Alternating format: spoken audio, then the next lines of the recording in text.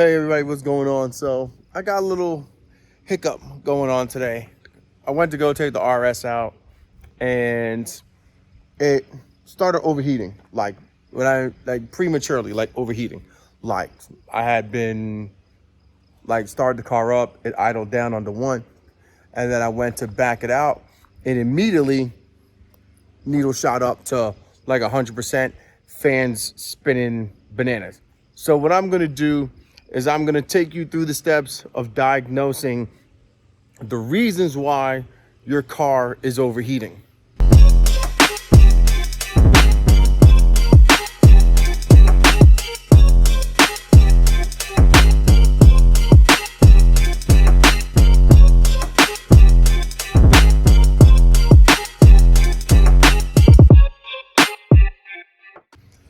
So I'm gonna do my best to show you guys exactly what I'm doing and what you're gonna need. So obviously, first things first, if you have any type of a scan tool, so in my case with the RS, Subaru guys, ST guys, if you have any type of a scan tool, the first thing you wanna do is log on to your scan tool and make sure that you're not getting any codes that display an open circuit condition. So like cylinder head temp sensor, open circuit, coolant temp sensor, open circuit, cylinder head, whatever. Anything that has to do with temperature, open circuit. As long as it's reading and telling you that it's high, or it's giving you a specific temperature readout and it's not reading zero, then you're pretty much in a good situation. So your next step is going to be the obvious stuff. First and foremost, check your coolant reservoir tank. Make sure that your tank is between the minimum and the maximum, or refer to the owner's manual to make sure that it's sitting where it should be. Some cars, it sits right in between. Some cars, it sits at the minimum. And then other cars, they want you to have it sitting at the maximum, and then it'll fall as the car reaches operating temps. So continuing with checking the obvious stuff first. So as we can see right here, you see where the minimum and maximum lines are. You see that the coolant level is probably about a ½ inch below that. But from my experience, that should not be enough to warrant overheating. It could get hotter quicker, yes, but it shouldn't warrant a full, 0 to max temperature jump. So we see that the coolant temp, or the coolant tank, is pretty low. So that's going to be mental, or on a piece of paper, check off as a notation that could very well potentially be the issue, because there's not enough fluid moving through the system to evacuate the heat, especially now that we're getting into the warmer time of year. Your temperature is going to be jumping up much faster. So locating your coolant feed line and your coolant exit line. So in the case of this car, it is located right here, which is the feed line from the tank. This hose right here, it runs right here into the split. So you have it, from what it looks like, a bypass valve, which goes directly into the location of the water pump and the thermostat housing. So you have one split that goes down and works and siphons its way to the other side of the engine, which goes into the combination valve. And then you have this fat tube right there, which comes down underneath and connects to the tank over here. So I'm not going to be able to show you that right now, but I did check it with a flashlight. I don't see any leaking or drippage from any of those two locations, and they have not been touched recently, so we shouldn't have anything as an issue there. And we just make our way through, see if there's any leaks, wet spots, anything of that sort that is running through. So like I said, the that hose makes its way behind here. It runs up to the combi valve and into the block. So the combination valve is back here. So any of my Volkswagen, Audi, Mercedes guys, all you German car owners, you're very familiar with your combination valve. You have vacuum, coolant, your cylinder head temp sensor is going to be connected onto the back side of that. And then over here, I think we have a little bit better view of the outlet side of the coolant. So as you can see, there's nothing dripping. It doesn't look wet. The hose doesn't look like it's thinning out or anything. So that is a win.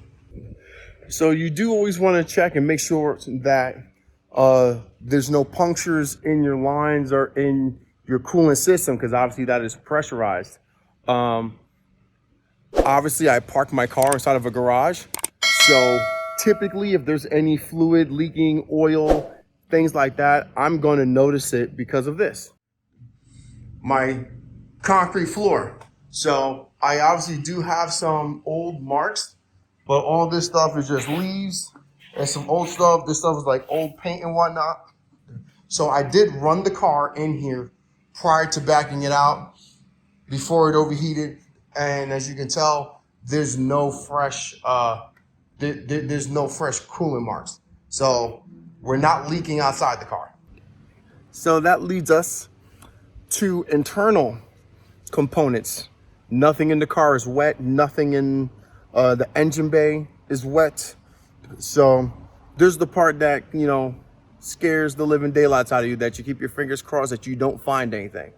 So I did forget to mention one thing. Make sure your coolant tank is cool, the car is off. Another thing that you can do is you can open your reservoir and take a whiff. As long as it smells like straight coolant and it doesn't smell like oil, or you don't see any oil in the system, you're good to go. Some people will be like, oh, just because there's a little bit of oil residue inside your coolant reservoir, that doesn't mean anything. Actually, it does. It means that your head gasket somewhere has been compromised to where now that oil is flowing into the coolant passages. So yeah, that's not good.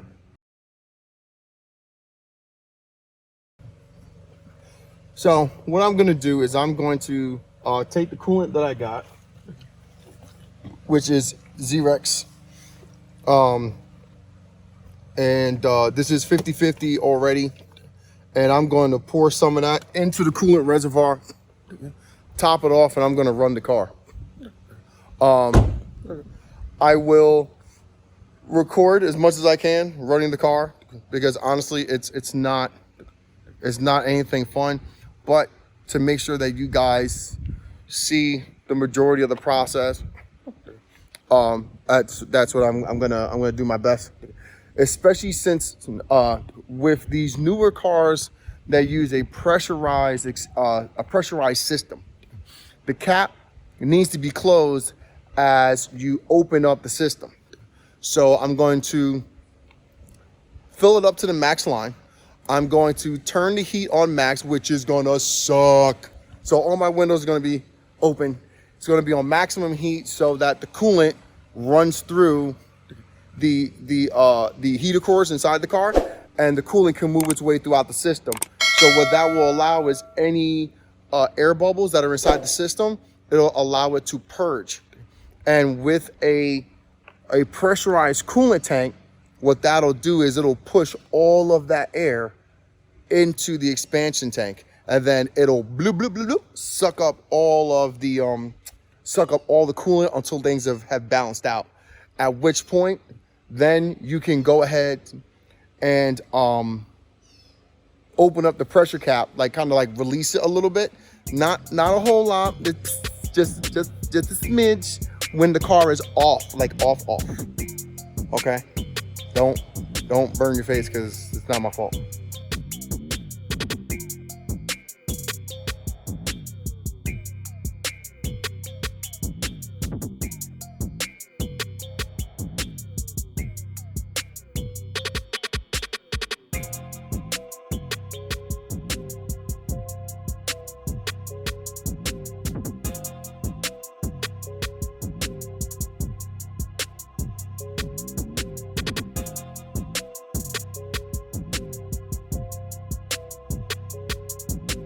All right, so I filled up the overflow tank.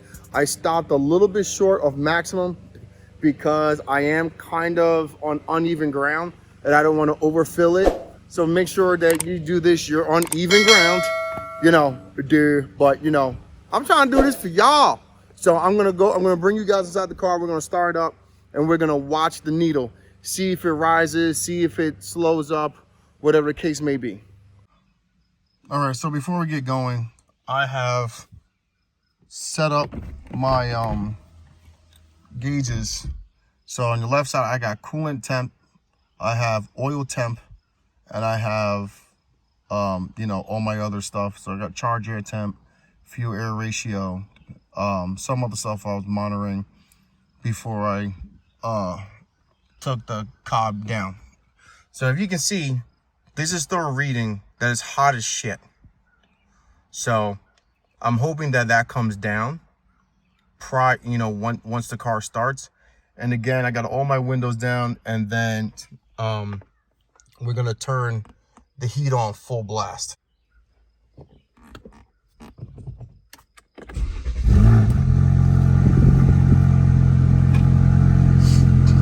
So the AC is off. I got the heat all the way up.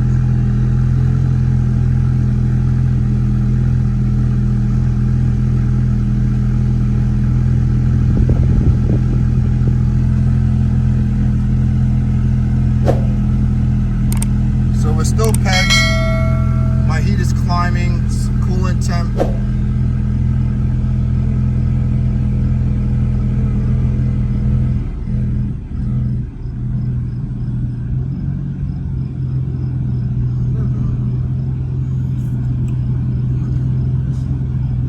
So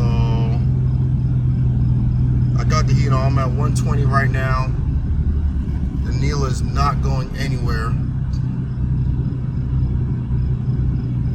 So you can see the car is idled down.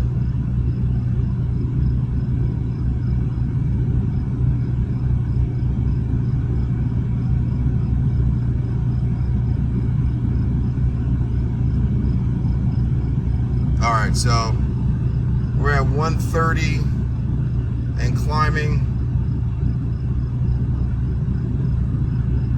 So I'm gonna shut this down. A few moments later. So as you guys can see, you know, so clearly we have a problem there. So I'm gonna show you everything else that we went through. So right now, the car was running. I have no frothing still. I have no frothing over here. I mean, obviously it's warm, but there's no frothing. There's still no fluid, no mess coming out from anywhere the coolant lines are located.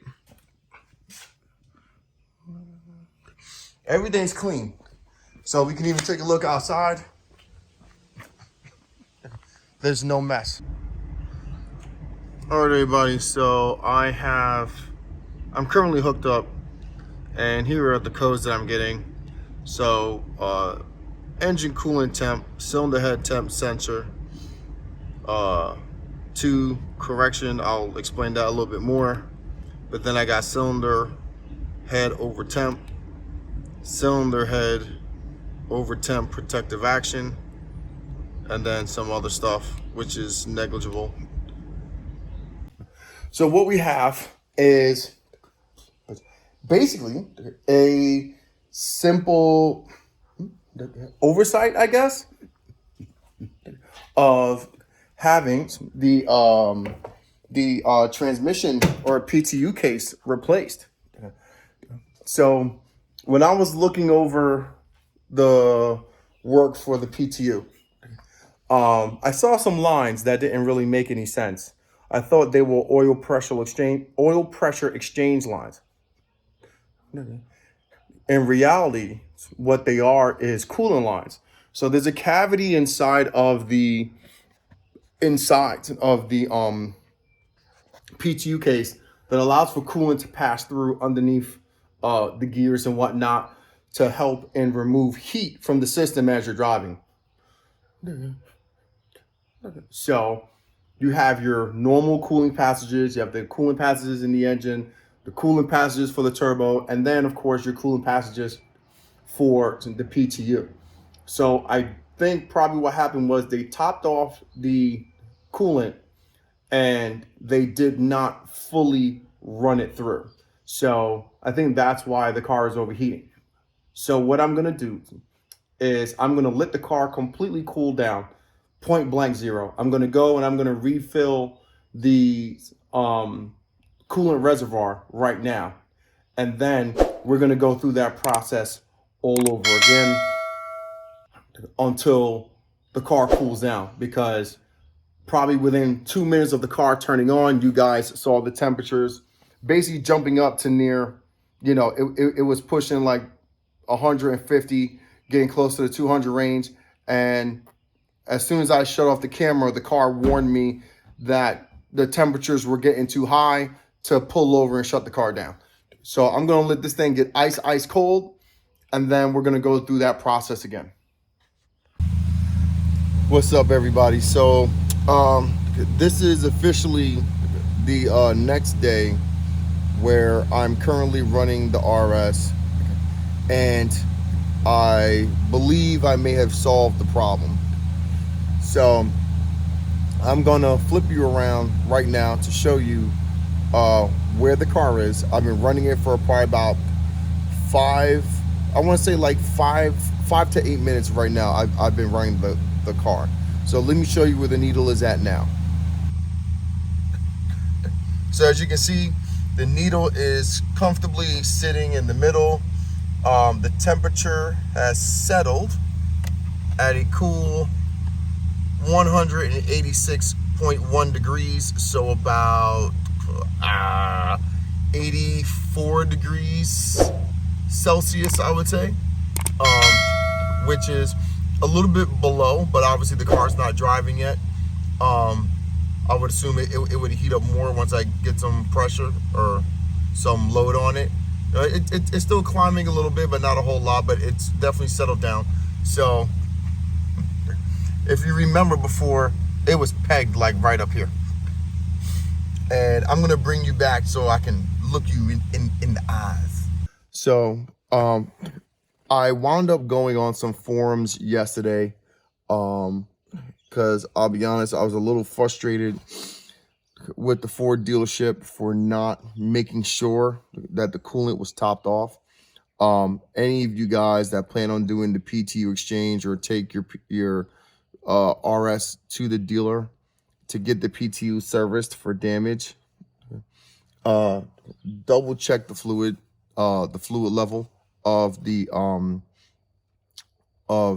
reservoir, because coolant does run into the PTU. So just keep that in mind. So what I wound up doing was going into the Cobb access port.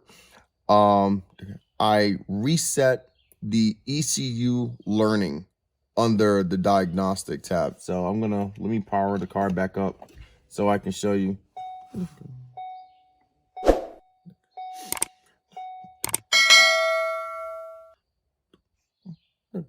So what that does is that is an accumulation of all the codes that are in the car that it may go off for whatever reason. Sometimes it's because the car is power on and the system is kind of primed, is looking for certain signals, and those signals have yet to come on. What's going on? Wait, what? Why you no work?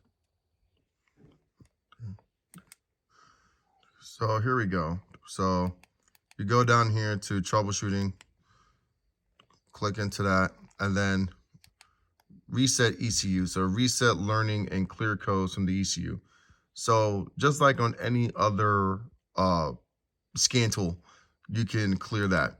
So if you go into that, and then you would clear that. Oops.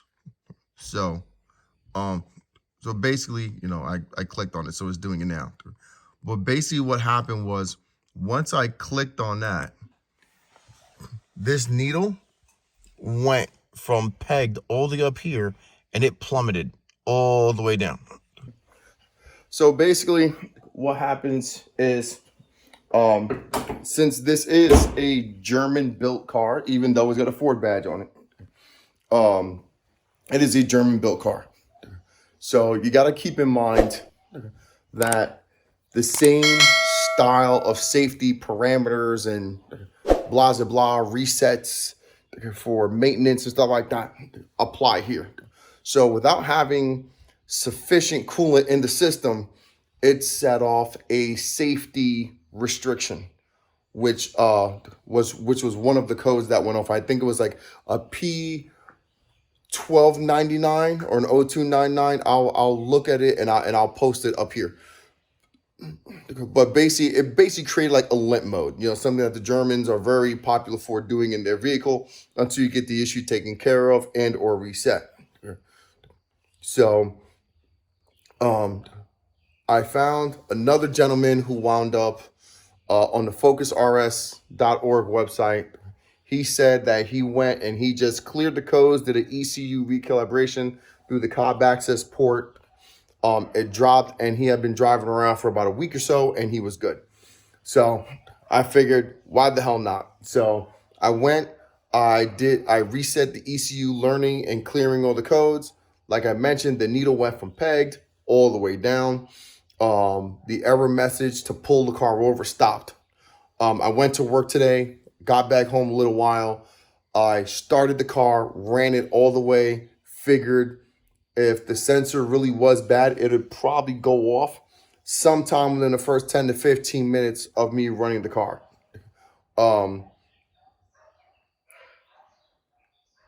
And probably thinking, well, why don't you take it onto the road to make sure? Well, just in case, something did come up, I didn't want to be stuck out on the road and not able to get the car back to the house.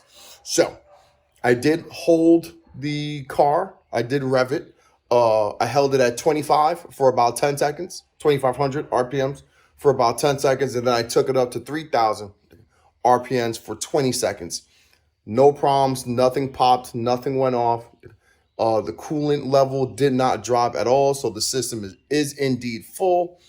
And I'm really glad because the coolant temp sensor is on the combination valve on the driver's side of the block on the back end. And then the cylinder head temp sensor is on the back side of the motor, like right above the snorkel neck of the turbo.